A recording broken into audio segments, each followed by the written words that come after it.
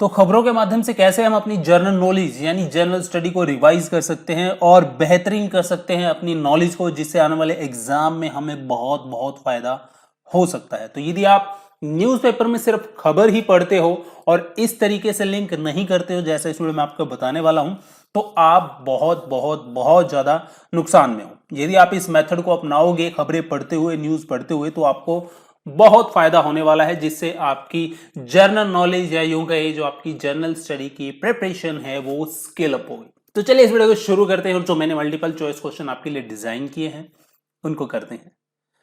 तो पहला प्रश्न हमारे क्या कह रहे हैं, तो आपने पढ़ा होगा ये न्यूज की 122 सालों में नॉर्थ वेस्ट इंडिया में सबसे ज्यादा टेम्परेचर रिकॉर्ड किया गया है मार्च 2022 में। अब आपसे क्वेश्चन में पूछ रहा है कि प्राइमरी रीजन क्या रहे कि नॉर्थ वेस्ट इंडिया में 122 साल में मार्च में सबसे ज्यादा टेम्परेचर रिकॉर्ड किया गया। तो कथन पहला कह रहा है लैक ऑफ रेनफॉल, ठीक है। दूसरा कह रहा है hot and dry easterly winds, hot and dry westerly winds and global warming. एक चीज आप देखिए, जब भी टेम्परेचर की बात आती है ना, ठीक है, टेम्परेचर इंक्रीज हो रहा है, तो ग्लोबल वार्मिंग तो वर्ल्ड वाइड फैक्टर है, पूरे ग्लोब का फैक्टर है, तो ये तो आपका होगा ही होगा। ऑप्शन 4 तो होगा ही होगा, ठीक। तो हमारा ऑप्शन 1 तो एलिमिनेट हो गया क्योंकि इसमें 1 एंड 3 एंड ओनली है। आगे बढ़ते हैं। पहला क्या कह रहा है, lack of rainfall. Of course north west India में लैक ऑफ रेनफॉल की वजह से भी टेम्परेचर इंक्रीज हुआ है। दूसरा रीजन हमारा ये हो गया। तो 1 एंड 4 होगा। 1 एंड 4 हमें एक ही ऑप्शन में देखने को मिल रहा है और वो है ऑप्शन 4, ठीक है। तो इस तरीके से हमारा आंसर क्या हो जाएगा, ऑप्शन 4, ठीक है। और तीसरा क्या है हमारा, hot and dry westerly winds. तो lack of rainfall, hot and dry westerly winds and global warming are the primary reason for increase in temperature in March 2022 compare to the past 122 years. आगे बढ़ते हैं। Who is the current president of Sri Lanka. Sri Lanka, Ukraine, Russia, Pakistan, ठीक है, north Korea, ये इस साल जो है ट्रेंडिंग पे चल रहे हैं। हर एक न्यूज चैनल पे इनकी आ रही है खबर और हर एक न्यूज़पेपर में आए दिन इनसे जुड़ी खबर हमें देखने को मिल रही है। तो श्रीलंका के प्रेसिडेंट जो है ट्रेंडिंग पे रहते हैं, तो इनका नाम क्या है, गोटाबया राजपक्षा। तो ऑप्शन 2 हो जाएगा इसका right answer, Gotabaya Rajapaksa. Who is the current commerce and industry minister in Indian government. News आपने पढ़ी होगी कि भारत ने ऑस्ट्रेलिया के साथ ऐतिहासिक जो है एक बायलैटरल ट्रेड एग्रीमेंट साइन किया है, जिसके तहत जो भारत का बायलैटरल ट्रेड ऑस्ट्रेलिया के साथ है वो आने वाले समय में बहुत ज्यादा बढ़ने वाला है। देखिए भारत क्या करता है, ऑस्ट्रेलिया से मैक्सिमम कोयला इंपोर्ट करता है, ठीक है, लेकिन एक्सपोर्ट बहुत सारे गुड्स करता है। तो यहाँ पे जो एग्रीमेंट साइन हुआ है वो ऑस्ट्रेलिया के एक मिनिस्टर और भारत की तरफ से जो कॉमर्स एंड इंडस्ट्री मिनिस्टर थे वो कौन थे, पीयूष गोयल। किसकी प्रेजेंस में हुआ है, prime minister of India Narendra Modi, और दूसरी तरफ से प्रेजेंट थे कौन, ऑस्ट्रेलिया के प्राइम मिनिस्टर स्कॉट मॉरिसन। तो इसका आंसर क्या हो जाएगा, ऑप्शन 1 हो जाएगा राइट आंसर, पीयूष गोयल। आगे बढ़ते हैं। विच ऑफ द फॉलोइंग, स्पोर्ट दिखाइए यार, कितना बढ़िया सेशन में। आप मेरे को बताइए कि आपको ऐसे क्वेश्चन, इस तरीके का सेशन कहीं भी देखने को मिलता है प्लीज। तो स्पोर्ट दिखाइए अपना, जितनी स्पोर्ट दिखाओगे इतने ज्यादा कंटेंट आपको मिलने वाला है।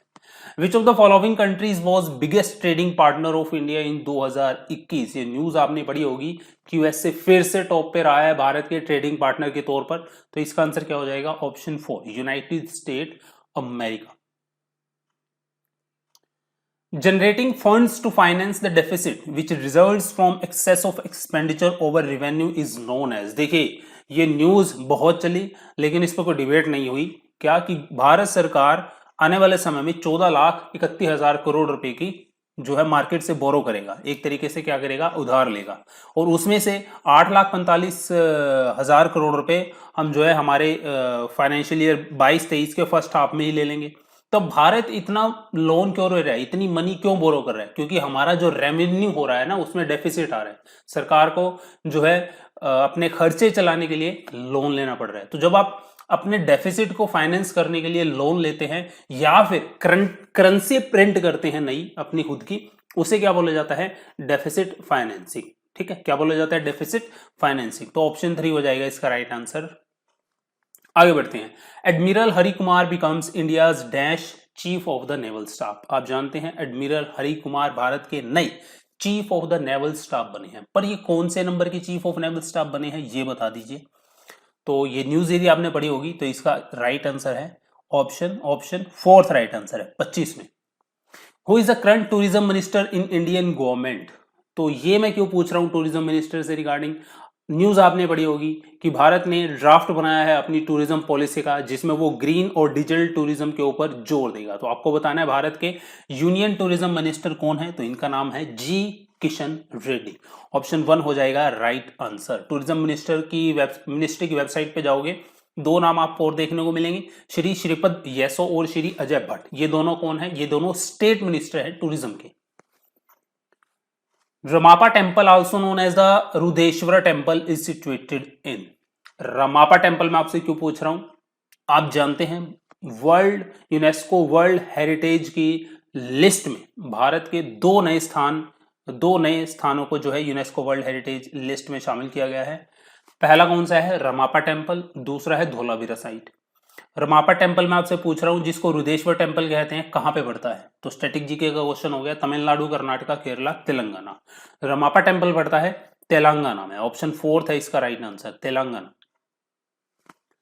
Hoysala empire mostly ruled over in which state? आपको बताना है कहां पे जो है होयसला एम्पायर का मैक्सिमम रीच था इंडिया के अंदर। आंध्र प्रदेश में, कर्नाटका में, तमिलनाडु में, केरला में। ये होयसला एम्पायर का क्वेश्चन अब कहां से आ गया? आपने न्यूज हाल ही में करंट में न्यूज पढ़ी होगी कि जो कर्नाटका के होयसला टेम्पल्स हैं, होयसला आर्किटेक्चर के 3 टेम्पल हैं बेसिकली, मैं आपको बताऊंगा कौन कौन से हैं, उनको वर्ल्ड हेरिटेज के लिए नॉमिनेट किया गया है। तो इसीलिए मैं आपसे पूछ रहा हूं होयसला एम्पायर कौन से स्टेट में मैक्सिमम रूल था इसका? ठीक है, हेडिंग से ही पता चल गया होगा आपको, कर्नाटका में। ऑप्शन 2 हो जाएगा राइट आंसर। अब बढ़ते हैं, Hoysaleswara temple is dedicated to which god? देखिए मैं आपसे पूछ रहा हूं, आप हेडिंग पढ़िए क्या है न्यूज की, कि होयसलाज टेम्पल्स की बात हो रही है। तो होयसला आर्किटेक्चर के 3 टेम्पल हैं, जिनमें से होयसलेश्वरा एक टेम्पल है, और ये कौन से देवता को डेडिकेटेड है ये आपको बताना है। तो ये कौन से देवता को डेडिकेटेड है? गॉड शिवा को। ऑप्शन 1 हो जाएगा राइट आंसर। इसके अलावा और 2 कौन से टेम्पल हैं जो होयसला आर्किटेक्चर के अंतर्गत आते हैं, जिनको यूनेस्को हेरिटेज की नॉमिनेशन लिस्ट में शामिल किया गया है? दूसरा है चेनकसेवा टेम्पल, और तीसरा है केसावा टेम्पल। ठीक है, तो ये 3 टेम्पल हैं। The establishment of CBI was recommended by the dash? कौन सी कमेटी के रिकमेंडेशन पर सेंट्रल ब्यूरो ऑफ इन्वेस्टिगेशन का गठन किया गया था? अब ये न्यूज क्यों आई, ये देखिए द हिंदू में ये न्यूज छपी थी 1 अप्रैल 2022 की है, कि chief justice of India flags falling credibilities of CBI की क्रेडिबिलिटी पर सवाल उठाए चीफ जस्टिस ऑफ इंडिया ने। तो सीबीआई की जो स्थापना हुई थी वो कौन सी कमेटी के रिकमेंडेशन पर हुई थी? सांथनम कमेटी। ऑप्शन 1 है इसका राइट आंसर, नोट कर लीजिए, Santhanam committee. Central bureau of investigation comes under the administrative control of, जो सीबीआई है वो कौन सी मिनिस्ट्री के अंतर्गत काम करता है? मिनिस्ट्री ऑफ होम अफेयर के, मिनिस्ट्री ऑफ डिफेंस के, मिनिस्ट्री ऑफ पावर के, या फिर ministry of personnel public grievances and pension? Maximum student भूल जाते हैं इसको, मिनिस्ट्री ऑफ होम अफेयर के अंदर क्लिक कर देते हैं तो आपका क्वेश्चन गलत हो जाता है, बिल्कुल। ठीक है, ये काम करती है ministry of personnel public grievances and pension के अंतर्गत काम करती है। कौन? सीबीआई। तो ऑप्शन 4 हो जाएगा इसका right answer. Pension fund regulatory and development authority, PFRDA, अभी तो ये बहुत सारी इससे रिलेटेड न्यूज आ चुकी हैं जब से न्यू पेंशन स्कीम और ओल्ड पेंशन स्कीम से रिलेटेड मुद्दा चला है। जैसे ही राजस्थान ने भी ओल्ड पेंशन स्कीम लागू करने का फैसला किया है। इसके अलावा आपने पढ़ा होगा EPFO में दरें घटाना। इसके अलावा आपने पढ़ा होगा कि जो न्यू पेंशन स्कीम है उसमें जो आप अपना अकाउंट की होल्डिंग्स हैं उसको जो है 1 साल में 4 बार रिवाइज कर सकते हैं कि आपको पैसा कहाँ पे इन्वेस्ट करना है। तो इस तरीके की जो भी न्यूज आती है इकोनॉमी के रिलेटेड उसमें PFRDA जरूर इन्वॉल्व होता है। तो इसलिए मैं आपसे पूछ रहा हूँ कि pension fund regulatory and development authority एक क्या है? कॉन्स्टिट्यूशनल बॉडी है, स्टैच्यूटरी बॉडी है, एक्स्ट्रा कॉन्स्टिट्यूशनल बॉडी है, क्वासी जुडिशियल बॉडी है? तो PFRDA एक स्टैच्यूटरी बॉडी है। तो ऑप्शन 2 हो जाएगा इसका right answer, statutory body. India maintain 2 research stations on Antarctica continent which are? देखिए ये क्वेश्चन मैं आपसे क्यों पूछ रहा हूं, ये अभी हाल ही में भारत ने, ठीक है, एक अंटार्कटिक बिल जो है पेश किया है लोकसभा के अंदर।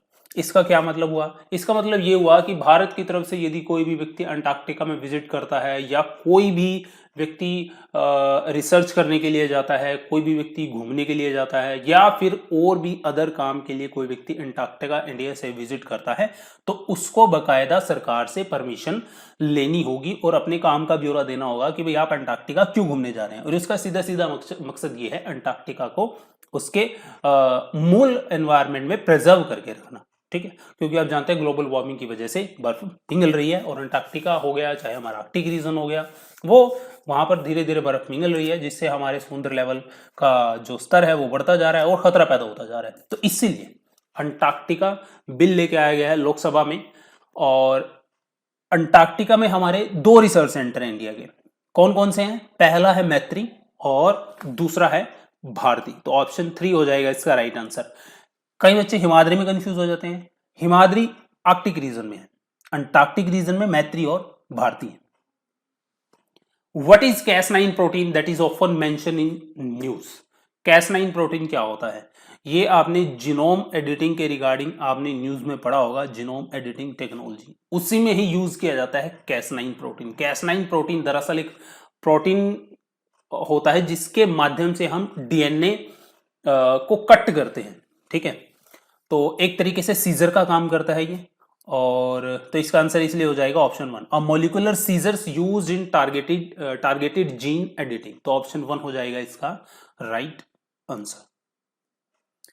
Shivalik fossil park is located in, तो पीआरआई की ये न्यूज थी और मिनिस्ट्री ऑफ माइंस ने अपनी प्रेस रिलीज में घोषित किया था कि भारत में 2 नए जियोलॉजिकल हेरिटेज साइट घोषित किए गए हैं।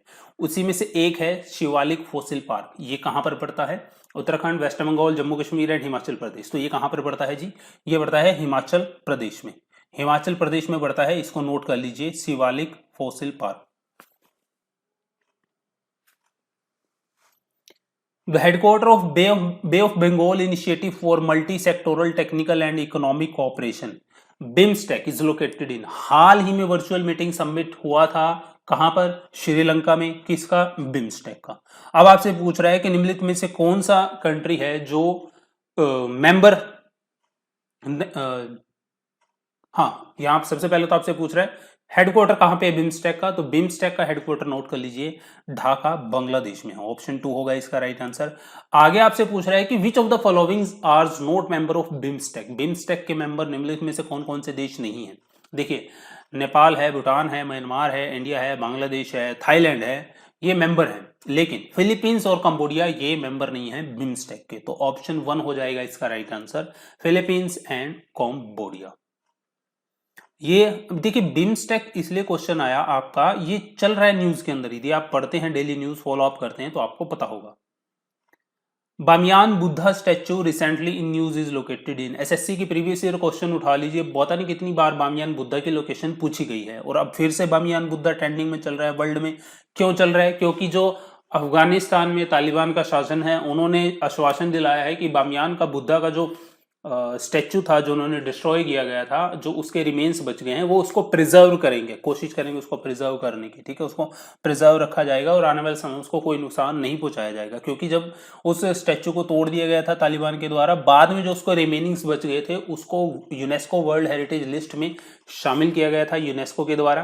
तो अब फिर से बामियान बुद्धा ट्रेंडिंग में है न्यूज में, तो इसलिए मैं आपसे पूछ रहा हूँ लोकेशन, और मैंने आपको बता भी दी है क्या है, अफगानिस्तान। तो ऑप्शन 3 हो जाएगा इसका राइट आंसर, अफगानिस्तान। 1 अप्रैल 2022 को हमने बनाया 87वां स्थापना दिवस, किसका? रिजर्व बैंक ऑफ इंडिया का। समझ गए? तो इसी पर आरबीआई के कुछ क्विज के तौर पर मैं आपसे क्वेश्चन डिस्कस कर रहा हूं, उसके अभी जो हमने उसका फॉर्मेशन डे बनाया उसके उपलक्ष्य में 1 अप्रैल को। आरबीआई को नेशनलाइज कब किया गया था? आरबीआई को नेशनलाइज किया गया था 1949 में। आरबीआई को किसके रिकमेंडेशन पर सेटअप किया गया था? आरबीआई को रॉयल कमीशन के रिकमेंडेशन पर सेटअप किया गया था, जिसको हम हिल्टन यंग कमीशन के नाम से भी जानते हैं। कई ऑप्शन में आपको हिल्टन यंग कमीशन भी मिलेगा। तो ऑप्शन बी हो जाएगा इसका right answer, royal commission. Which of the following institution is responsible for regulating the formal sources of credit in India? तो पैसे का जो रेगुलेशन कौन करता है? आरबीआई। ऑप्शन ए होगा इसका right answer, RBI. Reserve bank of India which act as a bankers to the central government was establish on 87वां स्थापना दिवस बनाया है, तो 87 घटा दीजिए, 2022 में 1935 आएगा, और 1 अप्रैल को हमने फॉर्मेशन डे मनाया है, तो जाहिर सी बात है 1 अप्रैल 1935 इसका क्या हो जाएगा answer. Which of the following functions are performed by RBI as a bankers of bank, कौन कौन से फंक्शन आरबीआई के द्वारा परफॉर्म किए जाते हैं। इंटर बैंक की जो ट्रांसैक्शन होती हैं उनके सेटलमेंट करता है आरबीआई, बिल्कुल ठीक है। Enable banks to maintain their account with RBI, of course, for statutory reserve requirement, बिल्कुल सही है। Act as a lender of last resort, तो लेंडर ऑफ लास्ट रिजोर्ट कहा जाता है आरबीआई को, तो ये तीनों कथन सही है, तो इसका आंसर क्या हो जाएगा option D. Which of the following is not an instrument of the monetary policy of reserve bank of India. मैंने आपको जो इसी सीरीज का पहला लेक्चर था उसमें मैंने आपको मॉनेटरी पॉलिसी के बारे में डिस्कस किया था कि मॉनेटरी पॉलिसी के 2 इंस्ट्रूमेंट होते हैं, quantitative instrument, qualitative instrument. Quantitative instrument में हमारे bank rate, statutory liquidity ratio, cash reserve ratio, repo rate, reverse repo rate, bank rate, ये सारे हमारे क्वांटिटेटिव मेजर्स में आते हैं। क्वांटिटेटिव इंस्ट्रूमेंट होते हैं ये सारे के सारे मॉनेटरी पॉलिसी के, ठीक है। तो यहाँ पे देखिए गुड्स एंड सर्विसेज टैक्स, ये तो एक्साइज डिपार्टमेंट का काम हो गया ना, ये आरबीआई का काम थोड़ी है, तो गुड्स एंड सर्विसेज टैक्स नहीं आता आरबीआई के अंडर, बाकी सारे क्या हैं आरबीआई के अंडर मॉनेटरी पॉलिसी के अंदर आते हैं। तो ऑप्शन 1 हो जाएगा इसका right answer, option A. Who among the following was the first governor of reserve bank of India. देखिए पहले गवर्नर कौन थे, ओसबोर्न स्मिथ थे। यदि आपसे पूछ ले पहले भारतीय गवर्नर कौन थे, तो सीडी देशमुख थे, ठीक है, फिर नोट कर लीजिए। पहले गवर्नर इंग्लिश कौन थे, ओसबोर्न स्मिथ थे, और पहले भारतीय गवर्नर कौन थे, सीडी देशमुख थे आरबीआई के। 25वें गवर्नर कौन बने थे रिजर्व बैंक ऑफ इंडिया के, या ये क्वेश्चन आपसे ऐसे भी पूछा जा सकता है, who is the current governor in reserve bank of India, तो कौन है जी, शक्तिकांत दास। ऑप्शन बी हो जाएगा इसका राइट आंसर, शक्तिकांत दास। तो ये था जी हमारा लेक्चर नंबर 2 इस सीरीज का। कमेंट बॉक्स में बताइए कैसा आपको लगा, सपोर्ट करिएगा ताकि और बढ़िया बढ़िया लेक्चर मैं आपके लिए लेकर आ सकूं। मिलता हूं नेक्स्ट वीडियो में, जय।